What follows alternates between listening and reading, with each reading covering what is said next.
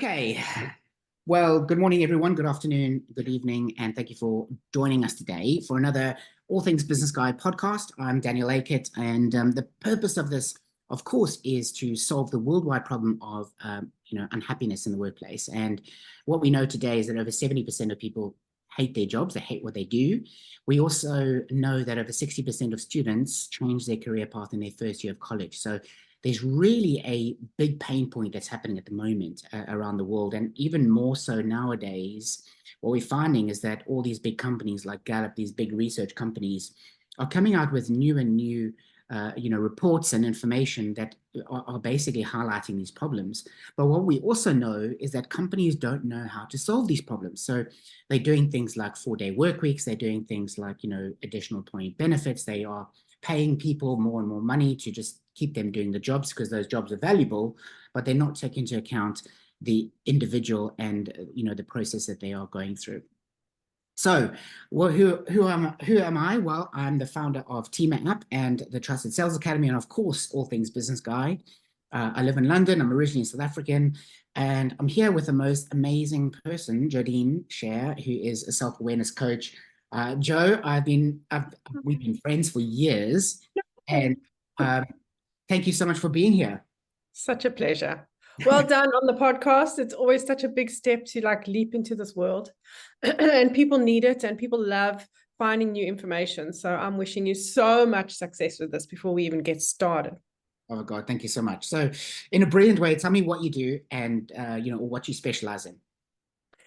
In a brilliant way, I help people get unstuck. Okay. Unstuck from their lives in all different kinds of ways. I'm all about self-awareness. I am co-founder of a beautiful, supportive personal development business with my amazing business partner who lives in London. I am a nomad. That's another brilliant thing about me. Beautiful way to get unstuck. So at the moment, I'm in Cape Town, South Africa. I move around and wherever I am in the world, I work online.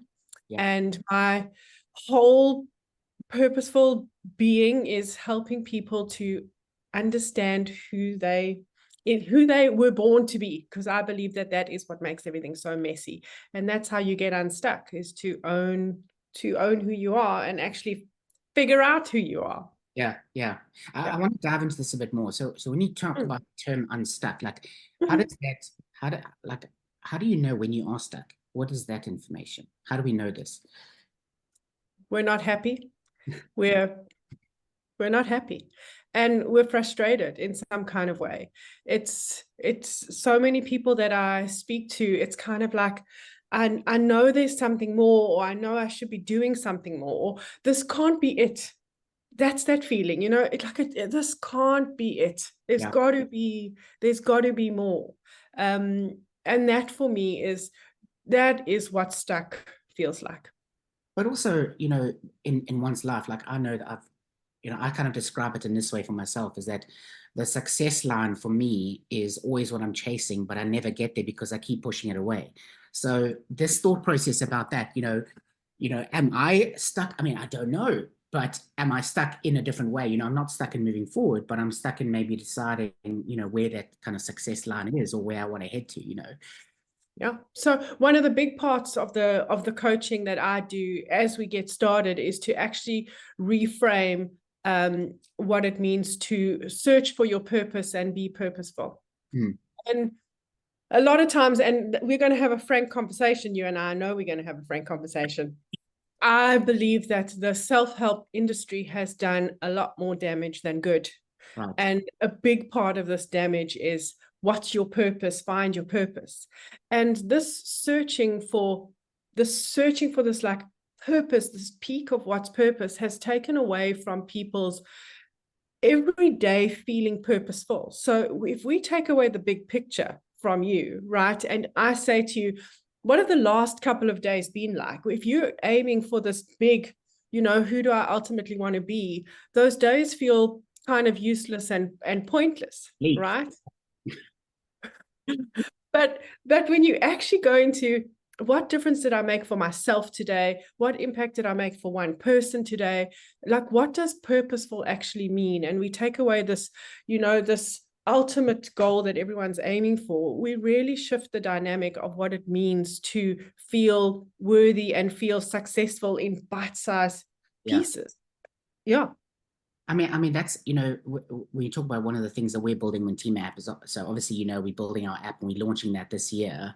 And the purpose of the app is really about normalizing personality profiling so that, every day people can use that towards making better decisions of what they do every day towards where they work or whatever it is. And part of that process is actually using, our metrics called the happiness score. So we have 10 success metrics that we use, that we measure. And the intent behind that is that we give people a snapshot of, where they're currently at, so they can see where they are feeling really positive or good, and then also see where they really are struggling.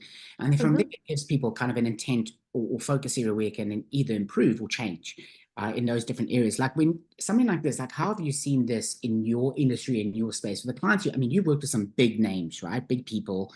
I mean, I don't want to say any names. I know some of them, but you can share if you want to. But ultimately, why do people come to you specifically in this space? I have the reputation of helping people take back their power to be who they authentically are and be brave enough to stand alone while still remaining like in this collective. So when I work with corporates, I never work with, I'm never hired by HR. Someone within corporate will hear about me and they will find me, right? And what's always coming up is this realization of, I need to feel like I fit into the collective. I need to feel like I'm doing something where I belong. And it's a really scary place to feel like you don't belong. First of all, because there's all this messaging of how do you fit in so that everybody else can understand you. And when you try and find your own voice, which is what I've done, and you've witnessed me do that because my coaching is so different and the way I use my tools is really different, is as soon as people brave a little bit, like stepping into the authenticity of who they are, then they get pulled back in because it's safer to just be in the space of, I don't have to explain myself. And just be suppressed as well. Like your people around you are just like, just stay in your box, just be there, because that's where I'm happiest, when you're in your box. My biggest frustration is LinkedIn, because LinkedIn does not allow me to say who I am and what I do. There is a drop down, and I have to choose a drop down that is a part of a collective messaging. So, Jodine, you are either of this. I mean, I call myself a coach because when you do the drop down, or when people want to know what you do, that you got to fit into a box, right? And it's a language that people understand. But when you speak to my clients, they will say, Jo she's a facilitator and she's a hand holder. So I would love for there to be this ability for everyone to have more freedom to just not have to fit into that box. And that's a lot of what I find, that the minute that people post something or they say something that is out of that box, I mean, the repercussions of that are, ridiculous. But I mean, you heard it first here, LinkedIn. I mean, this is the beginning of the protest. Yeah, I just, like it's really, there is no self-awareness coach. There is no, like unstuck guide, there is no, it's really like fitting into, like you have to fit into a box. And people have just kind of gotten into the place of, I accept that I need to fit into a box, but I know that it's not right, because every single one of us has something unique to offer. Every single one of us has something unique to offer. And when I first start working with clients, or when I have my introductory time with clients, I say, remember those Long Island iced teas when we were young and we had, I'm sure I'm not drinking them anymore because I wouldn't manage one. Extra lime for me. So there's a whole line of cocktails of different options in it, right? So we are made up of different portions of specific archetypal traits. What we are is a bunch of traits, okay? But your Long Island iced tea is going to be different to my Long Island iced tea because you've got different quantities of different things. And my belief is that people don't know the makeup of who they are. That's the biggest thing. You don't know what you have to offer. So you're coming in and you're saying, this is the job that needs to be done, or this is what I've been told I'm good at, or these were the options to study, or this is the job description that has been given. I want to see in a workplace one day job descriptions built around people instead of people shoved into job descriptions.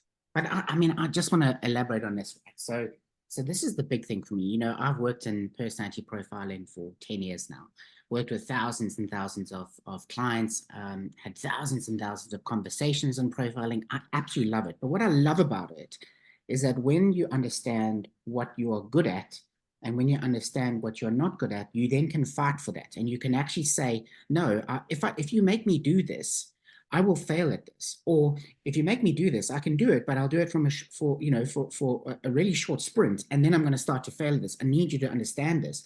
And that's kind of the conversation that I want to start bringing into companies and to these leaders. People don't know.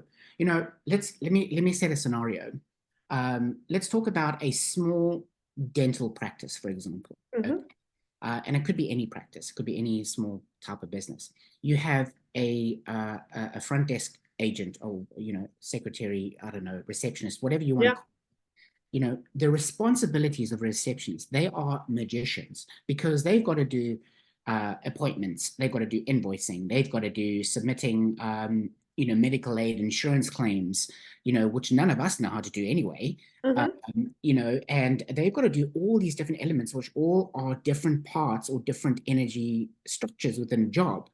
And I kind of go like, well, if you had a person that's more people-based, having more conversations and appointments, whatever it is, and you had more people, a different receptionist, whatever it is, that was more data-driven, just following up on, the money and the collections and the appointments and whatever it is, you would like almost double the revenue of that practice, because you have people all working towards their strengths. But it's not a complicated thing. It's really simple. It's just, I find that companies don't know how to do this. So when you're working with companies like that, like, how do you advise people on, working towards their strengths if you identify that there's a problem in this space? So my thing is specifically, for example, when we do soft skills, right?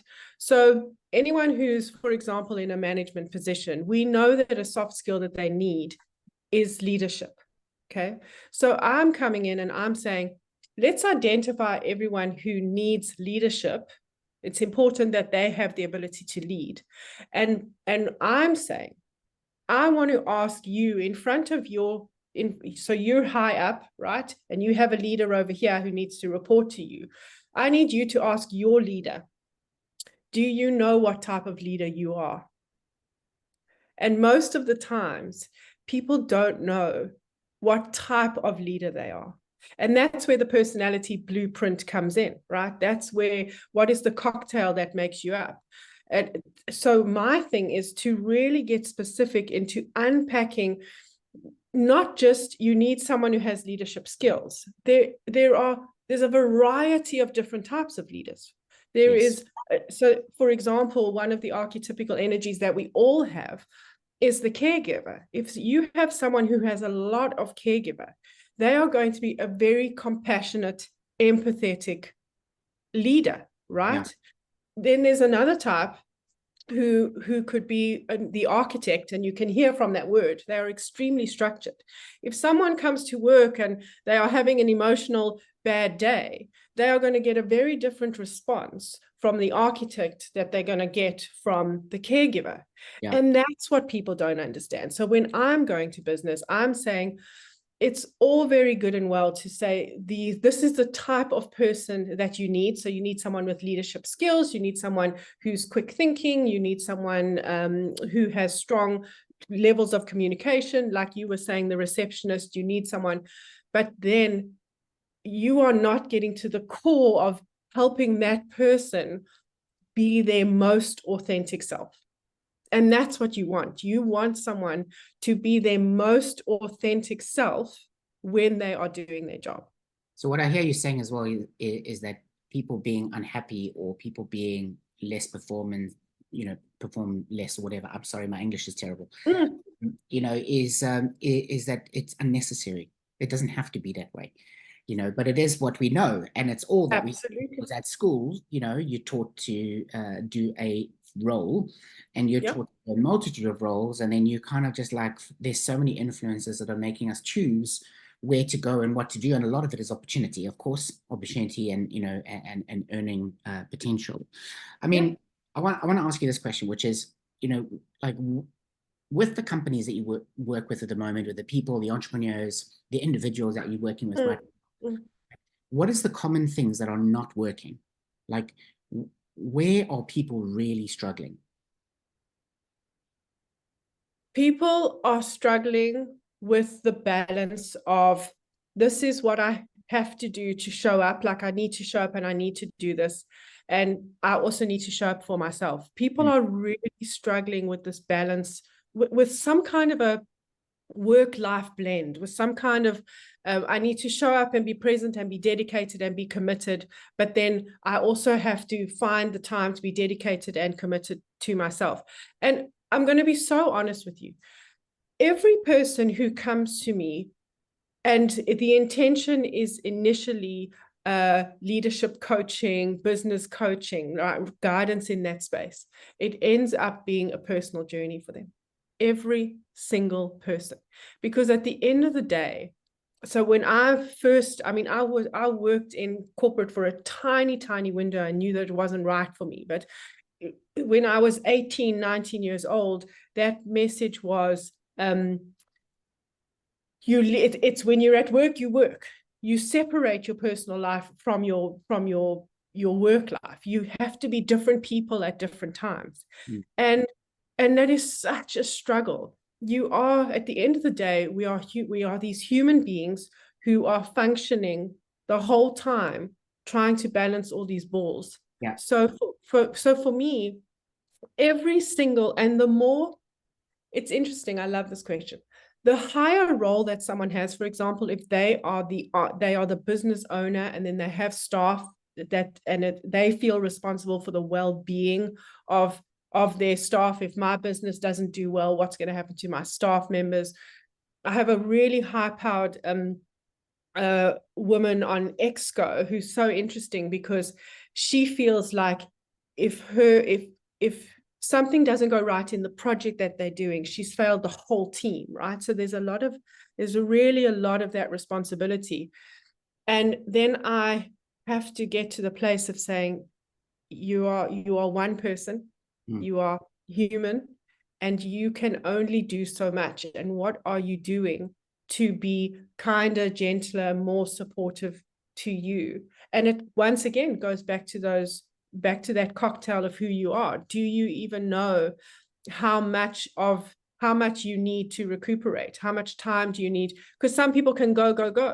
Like, and this is where some of these self-help books and messengers frustrate me, is because whoever's giving you advice is coming from the cocktail of who they are. So this 5 a.m. club, right?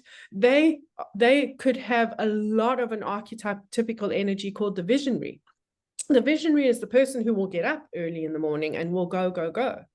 There, then you have someone else who cannot function at 5 a.m. The most successful people make their beds, right? There are some people who are creative, and as they get up, they actually need to get going and get that creativity flowing. So these box things of successful people do this, millionaires do this. We don't know the cocktail of the person's makeup who is giving us that information. So that is, for me, getting back to that initial question, is I'm helping people mostly to take back their power, because they are most confused about who they are. Why am I not like this? And why am I not like this? And why am I not like this? So they actually get permission to be who they are, and not someone else. I mean, I can definitely hear a lot of frustration, frustration in your voice, especially with these different things. So, Mm. I mean, at the end of the day, there's obviously people listening in today. There's a lot of people that are struggling, or maybe even not aware of this kind of thing. So, what would be like your top tips to the everyday person? Like, what can they do today to really just start the process of learning more about themselves and how they operate and how they make better decisions? Obviously, Team app, when that launches, that's going to be a way that people can do a profile test and they can understand more about that, and they can have a coaching session about it, and they can really learn and put a personal plan together. That's one way of doing it. Like, what would you recommend today that people could do right now to really understand more about themselves and then hopefully take their first step forward?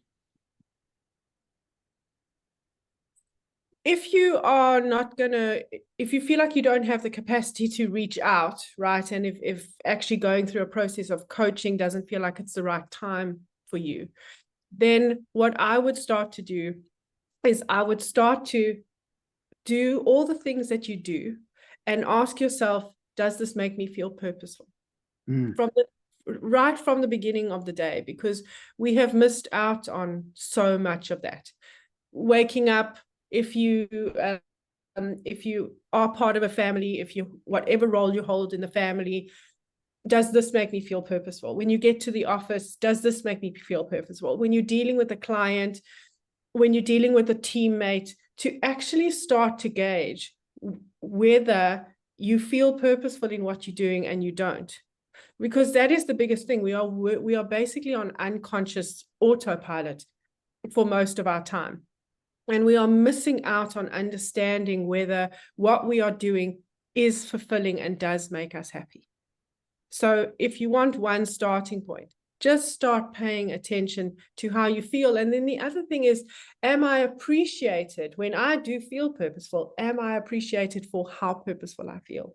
And I want to tell a quick personal story in that, is because it's very important to me.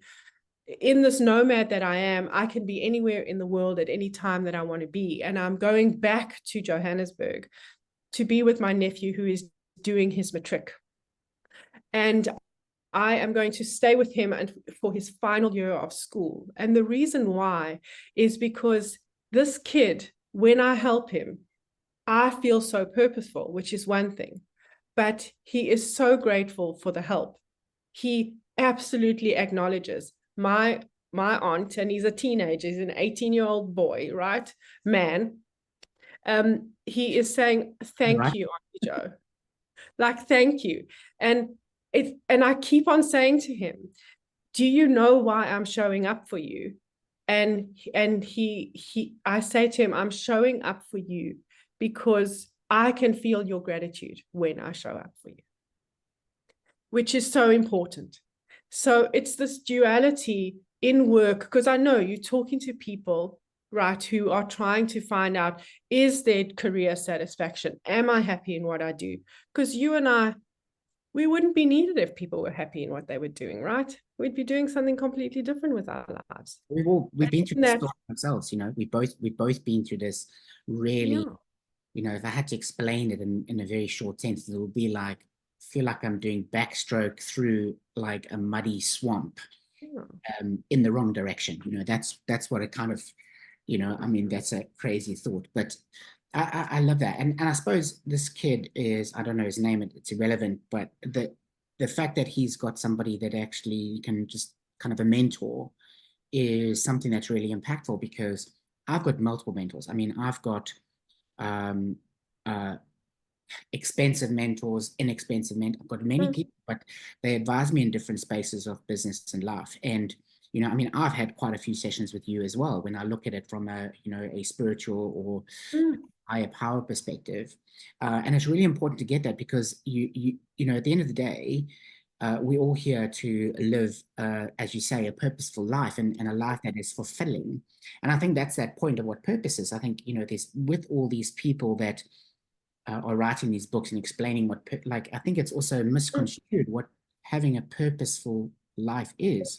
Sure. And it really is about, it's a very individual, it needs to become clear that it's a very individual feeling of what if someone has purpose, or if they have contentment, or if they have, meaning or fulfillment, or whatever it is, these are all words that, we all strive to get to. And I bring this back to, my original kind of comment about that success line, and understanding that, when you look up to somebody and they say to you, the success line is not there. The success line is long behind you. You're just like, oh, wow, okay. You start to realize. So what I hear you saying is the main thing is let's raise consciousness, raising awareness of where you're at, what's working, what's not working, start to make decisions, start to move forward, start to leverage, the people that are really offering information, and read books. And if it makes sense, do it. If it doesn't make sense, don't do it. Find a different one. Absolutely. Find what resonates with you most. Find what resonates with you most. There are two types of travelers in the world. There's two types. The one is the traveler who, before they get on the plane, they have booked their hotel, they've booked their taxi, they know what they're doing, they've booked the museum that they're going to go and see. Everything is planned, everything is structured, right? There is the other type of traveler who gets on the plane, knows where they're landing, doesn't know where they're staying, doesn't know what they're going to do on that day. Neither of them is right. But they are traveling the way that feels most innately authentic to them. I don't want to be told that I have to know what I am doing in the next year and a half. Other people, when I tell them about my life, they're like, I would be an absolute hysterical mess if I didn't know where I would be and what I would be doing in a year and a half. So when we understand who we are, and we can really claim this is the type of person that I am, then it doesn't matter who comes along and tries to tell you you're doing it wrong. Because you have enough trust in yourself and worthiness in yourself to say, it's okay if no one is navigating with me, because I know that I'm navigating for myself and it feels right. It's amazing, Jo. Thank you so much for the time today. I loved having a conversation with you. I'm sure we will talk more as well. Sure. But before we go, I want to play a little game with you. Okay. The game is going to be a quick fire word association game. Okay. And I promise you, I will not throw you in the deep end, but I'm hoping that you will be as wonderful and controversial as you would normally be. So I'm going to shout out a word, and what I really want you to do is just give me the first word that comes to mind. It's probably 10 seconds maximum, so I'll make sure that I'm timing that. And so I'm going to get started in 5, 4, 3, 2, 1. Business. Success. Entrepreneur. Happiness. Man. Sorry, what did you say? Man. Man. Taylor Swift. Queer. Joy. Leader. I missed that one. Oh no, leader. Leader. Confident. Learn. Anything. Politics. Useless. Jo, thank you so much for being a guest, and I hopefully will improve the way that I ask those quick fires. But had a lot of fun. I think we were talking at the same time, so I think that the internet was just trying to catch up with our enthusiasm. Well, again, thank you very much. And for those that are listening today, please do subscribe, listen to us, share us with your network, and share us with people that you think would really be kind of in this space where they're looking to discover, a new path or whatever. And it's a very quick message, because your message to somebody else could change their entire life. And with that being said, closing up today, and we'll see you online tomorrow. Bye-bye.